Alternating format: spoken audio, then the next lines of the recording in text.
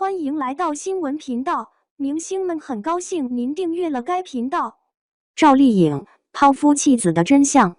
近日，电视剧《风吹半夏》热播，该剧讲述了上世纪90年代中小企业在改革开放的时代洪流中上下求索的创业故事。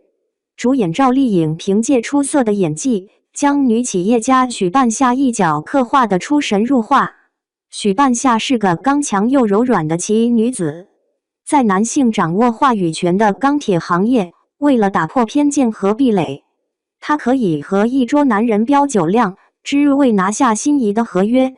遇人不淑，被骗的精光，在别的受害者只顾唉声叹气时，她却当机立断，只身前往俄罗斯寻找骗子的踪迹，即便前路未知，也依旧全力以赴。面对事业，许半夏总像一只战斗力拉满的斗鸡，随时准备冲锋陷阵。然而，当她陷进爱情里，这个连爷们儿都敬重3分的女子便立马流露出小女人的一面。只见她满眼笑意，像个孩子一般手舞足蹈，一个箭步冲进了爱人的怀抱。一面是事业女强，一面又是可爱小女人，极致的反差造就了许半夏血肉丰满的灵魂。这一切离不开赵丽颖对角色的尽心诠释，沉甸甸的角色映衬着她沉甸甸的演技，是时间的沉淀，更是努力的甜果。众所周知，赵丽颖一向都是拼命三娘，出道16年，从小龙套到超一线，这一路她经历了太多常人难以忍受的苦楚。所幸，每当遭遇人生至暗，这个女孩都从未放弃，而是乘风破浪，最终直挂云帆。抠门的慈善家和其他从小就浸淫在艺术氛围里的明星不同，赵丽颖的童年经历几乎跟表演艺术毫不沾边。她出生在河北廊坊的一个普通农村，祖祖辈辈都靠种田为生。父母每天最关心的是庄稼长得好不好，地里的苞米是否摘晒完毕。至于电影和电视剧，赵家夫妇总觉得那是另一个世界的生活方式，和自己隔着108000里。在赵丽颖父母的生活里，没有花前月下的浪漫，只有充满烟火的交流；没有挥金如土的奢靡，只有一滴汗水1分钱的辛劳。由于赚钱不易，所以他们对子女灌输的金钱观一直都是勤俭节约、俭省持家。因此，无论赵丽颖如今坐拥着多么巨大的财富，也习惯性保持着节俭的美德。身材娇小的她很难买到适合的衣服和鞋子，以她的经济实力，找人定做不算难事。但赵丽颖宁愿在鞋子里多放些泡沫，在品牌方提供的衣裙背后别上小卡子，也不愿意多花钱定制。然而，她并不是节俭夸张的女葛朗台，只是想把钱用在更需要的地方。这些年，赵丽颖一直走在做公益慈善的路上。2015年，她捐款50万用于关爱天津爆炸中牺牲的烈士家属。2020年，她和冯绍峰共同捐款了100万元及各种物资，以抗击新冠肺炎。还有很多她做过但没公布于众的慈善，这些善举的背后，都藏着优良家风的传承与发扬。在赵丽颖记忆中，父母也总会在街坊邻居需要帮助时慷慨解囊。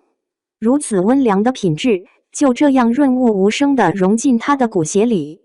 除了树立良好的价值观和金钱观，父母还给足了女儿足够的空间。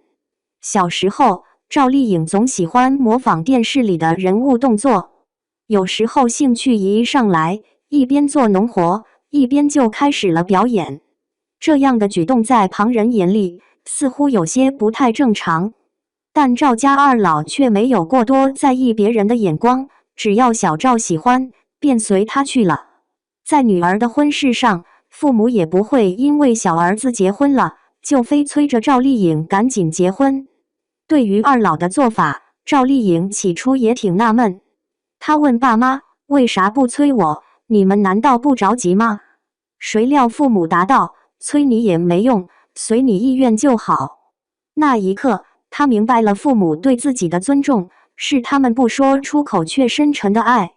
解脱的失婚女人。虽然一开始赵丽颖和冯绍峰的婚姻就不被人看好，但从一些细节来看，他们是真的彼此相爱过。2016年，赵、冯二人搭档出演电影《西游记女儿国》，戏里唐僧和女儿国国王相爱不能相守，戏外赵、冯却在朝夕相处中渐生情愫。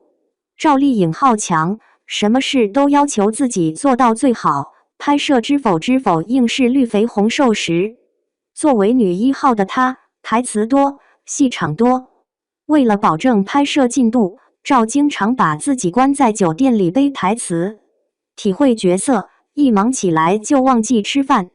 而细心的冯绍峰总会特意给她带饭，在她因为压力过大而身体不适时，嘘寒问暖，悉心照顾。他欣赏她努力认真的样子，他贪恋他给的温柔呵护。在你的优势恰好是我的需求的双向奔赴下，赵丽颖和冯绍峰顺利走到了一起。因为职业性质，夫妇二人总是聚少离多，可他们总会在百忙之中抽出时间探班彼此。有媒体拍到，那段时间他们总是出双入对，十指相扣地出现在公众面前，一提到对方皆是藏不住的甜蜜。然而在婚姻里，光有爱是不够的，如果谈恋爱是两个人的事，那么长久的婚姻一定是两个家庭的相互融合。但赵丽颖始终没能融进冯家，因为冯绍峰是母亲独自抚养长大的，所以对母亲总是尽可能的孝顺。可婆媳关系自古以来都是家庭难题。赵丽颖本身很好强，事业心重，而婆婆总希望儿媳回归家庭，这也是为什么在赵、冯二人官宣结婚时，很多局外人纷纷不看好的原因。价值观的冲撞，搞得三个人都身心俱疲。为了避免陷入更痛苦的境地，她选择了离开。正如当初结婚时的低调直接，离婚当天也只有简单的各自祝安好，没有互撕，没有纠缠，体面分手。是赵丽颖对这段婚姻的无声告别。傅首尔说，爱就是敢于付出，也敢于离开。而赵丽颖就是如此，虽然割舍会疼痛，但也得到了最想要的生活。经过一段时间的休整，靠着在理想照耀中国刑警幸福到万家中的精彩表现，赵丽颖也重回事业巅峰，终于用实力征服了观众。对于这段失败的婚姻，赵丽颖伤过痛过，但她也说，女人不应该只懂得小情小爱，不应该依附男人而活着，我们应该通过努力去实现自我价值。婚姻应该是彼此舒适的港湾，不应该是牺牲任何一方的刻意合拍。妻子的榜样。夫妻关系可以洒脱，可再勇敢坚强的女人都经不住骨肉分离的痛苦。在那段短暂的婚姻里，她最放心不下的就是2岁的儿子。好几次，她都因为无法抑制的思念，在镜头前崩溃大哭。这本是一个母亲对儿子的蚀骨相思，却被不知全貌的外人重伤为作秀，贩卖人设。因为按照我国婚姻法，母亲享有幼子的优先抚养权。赵丽颖如果采取法律措施留儿子在身边，很大概率会胜诉。可她却主动放弃了儿子的抚养权，这样的做法自然被很多人认为是她嫌弃儿子是个拖油瓶。这件事在网上闹得沸沸扬扬，甚至有记者直接问赵丽颖不要孩子是否是因为怕照顾不了他。言下之意显而易见。听到这个问题，她苦笑了一声，说他爸爸比我更有能力照顾他，而且孩子奶奶也舍不得他。体面的回答下藏着心酸的事实。其实赵丽颖无时无刻都希望儿子能跟在自己身边，但孩子奶奶坚决不同意把宝贝孙子让给他。如果赵丽颖对儿子的抚养权志在必得，势必会和孩子爸爸对簿公堂。这样一来，不管胜算几何，孩子都会深受伤害。她舍不得儿子，更不想让孩子受到伤害，所以只能忍痛放弃抚养权。理智告诉赵丽颖，这样做才是对儿子好，可情感上却怎么也消解不了对儿子的愧疚。为了弥补儿子，她放缓了事业进程，空下来的时间便全心全意陪伴儿子。要是实在忙不过来，就带着儿子一起进剧组，一边拍戏一边带娃。赵丽颖经常会带他逛商场、去游乐园、上早教课，或是给他准备一顿可口的晚餐，哄着他好好睡一觉。